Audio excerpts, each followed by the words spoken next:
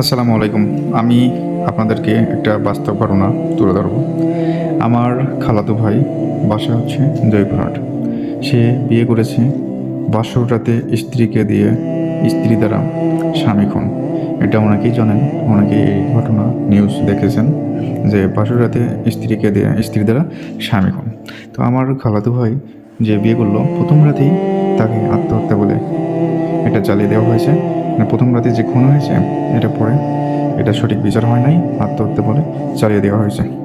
তো আপনারা যারা বিয়ে করবেন অবশ্যই মেয়েকে দেখে শুনে তার 14 গোষ্ঠী বংশ সম্পূর্ণ সব কিছু যাচাই বাছাই করে বিয়ে করবেন।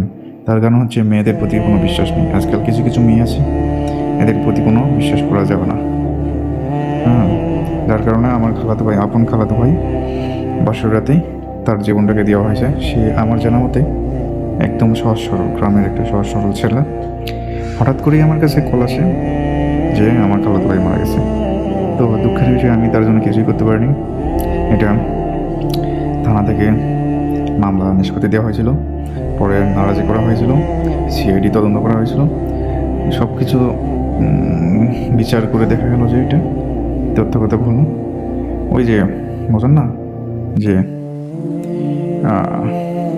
বিচার সঠিক না হলে যা হয় আর কি। তো এইরকম হয়েছে।